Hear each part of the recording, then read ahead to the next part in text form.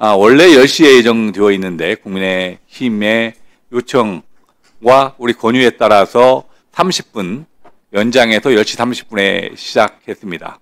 우리 주주들은 우리 여당 의원님들 먼저 하시고 뒤에 야당 의원님들 참석하시면 주진우 순서를 뒤에 드리는 걸로 오늘 진행을 하도록 하겠습니다. 그럼 먼저 박근택 의원님 질의해 주시기 바랍니다.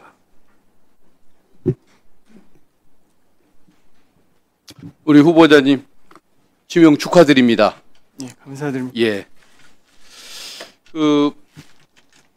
법원에서 신망이 굉장히 두터웠던 분 같습니다. 법원 내에서 특히 칭찬이 많은 분으로 알고 있고, 그래서 굉장히 잘된 인사라고들 많이 평가를 하는 것 같습니다.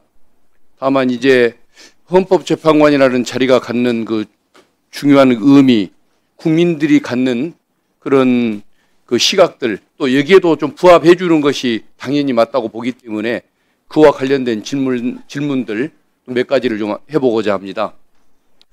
그 재판에 대한 헌법소원은 우리 헌법재판소법이 금지를 하고 있지 않습니까? 예.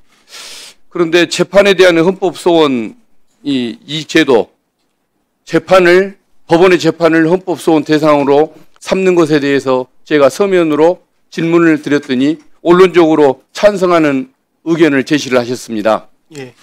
찬성하시는 입장이 맞습니까? 기본적으로 찬성하는 입장입니다.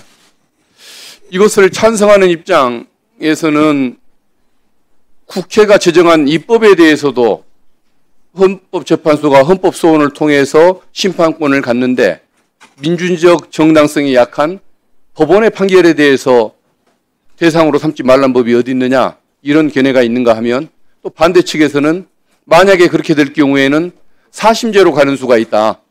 소송 절차를 너무 지연시키는 것 아니냐. 대법원의 최고 법원으로서의 권위를 너무 무시하는 결과가 되지 않느냐, 이런 의견도 있습니다.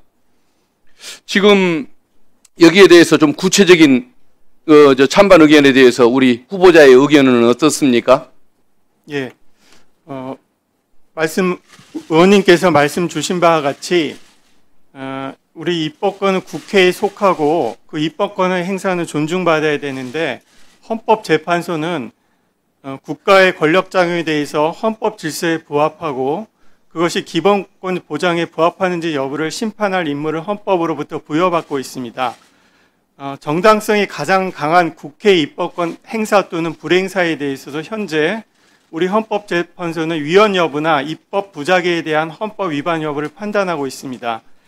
사법부의 역시 대법원도 국민의 기본권과 권리 보장을 위해서 충실한 역할을 수행하고 있지만, 그 사법권의 행사 또는 불행사로부터 국민이 기본권이 충실히 보장받지 못하는 공백이 발생할 여지는 존재한다고 생각합니다.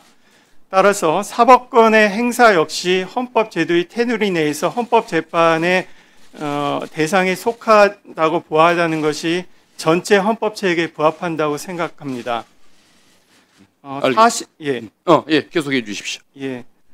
사심제 우려에 대해서는 이 헌법 소송이라는 것은 일반 민사 소송, 행정 소송, 형사 소송과는 달리 헌법재판소의 독자적인 소송 형태라고 생각합니다.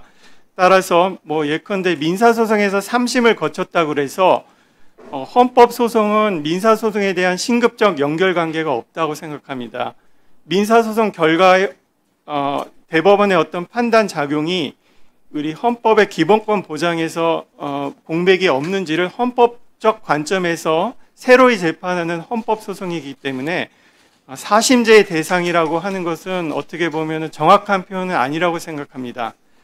다만 우려하시는 바와 같이 이 재판이 다시 한번 받게 되는 그런 우려는 현실적으로 존재하는데, 이 부분은 외국의 입법례나 이 실무례를 보더라도 헌법 위반을 사유로 하지 않는 대부분의 그 헌법 소송에 대해서는, 재판 소원에 대해서는 사전에 어떤 각하라는 형태나 이런 형태를 통해서 걸러내기 때문에 실질적으로 큰 재판 재현의 우려라는 것은 나타나지 않는다고 생각합니다. 이상입니다. 예, 알겠습니다. 그 5.18 민주화 운동이 우리 대한민국에 오늘날 민주주의를 있게 했다는 것, 그리고 또 작년 12월 3일 불법 내란 사건이 발생했을 때 그걸 극복하는 어떤 정신적인 밑거름이 됐다는 것 인정하십니까? 예, 당연히 인정하고 있습니다. 이재명 대통령께서도 5.18 정신은 전 세계 민주주의의 정신이 될 것이며 반드시 헌법 전문에 수록해 영원히 민주공화국 대한민국의 역사 속에 남겨야 한다라고 강조했던 것 들으신 적 있습니까? 예, 있습니다. 그런데 제가 서면으로 이거 5.18 정신을 헌법 전문에 수록하는 것에 대한 견해를 물었더니 우리 후보자께서 향후 충분한 논의를 통하여 공감할 수 있는 방향으로 개헌이 진행되기를 바란다며 다소 원론적인 답을 했습니다. 여기에 대한 좀 의사가 불분명한 것 같은데 이 자리를 통해서 의견을 한번 다시 얘기해 주시겠습니까? 예, 말씀하셨듯이 우리 헌법 전문에는 이미 4.19 불의한관 4.19 민주혁명의 정신을 계승한다고 승계한다고 명시가 되어 있습니다. 5.18 민주화 운동 역시 당시 그 군사 독재 한관 민주주의 사건에서 큰 획을 기운 것이라고 생각하고 4.19 민주혁명의 정신을 계승한다는 헌법 전문에 나와 있는 것과 마찬가지로 5.18 민주화 운동도 헌법 전문에 들어가는 것에 대해서 저는 당연히 찬성하는 입장이고 개헌에 관해서 제가 뭐 이렇게 언급하는 게 좀 부담스러운데 그러면 개헌이 될 경우에 헌법 전문에 5.18 정신이 수록되는 것은 당연하다고 믿는다 이 말씀이시군요. 예, 그렇습니다. 예, 알겠습니다. 그 헌법재판소가 그 5.18 피해자들의 정신적 손해에 대한 배상을 금지하는 것, 여기에 대해서 헌법에 위배된다는 결정을 했습니다. 그래서 이제 그 뒤에 소송이 진행이 됐고 위자료에 대한 배상이 가능한 상황이 됐는데 문제는 그 위자료 판결을 그 일반 법원에서 하면서 지역별로 재판부별로 위자료 액수가 너무 3배, 4배까지 차이 나는 경우가 있습니다. 그래서 이거 어떤 이미 기판력이 발생해버린 낮은 저가의 판결을 받았던 사람들을 어떻게 구해할 것인가, 이것에 대한 지금 논쟁이 있는 것인데 우리 후보자 보시기에 이것을 입법적으로나 헌법적인 해석을 통해서 기판력의 문제를 극복하고 형평을 도모하는 방법.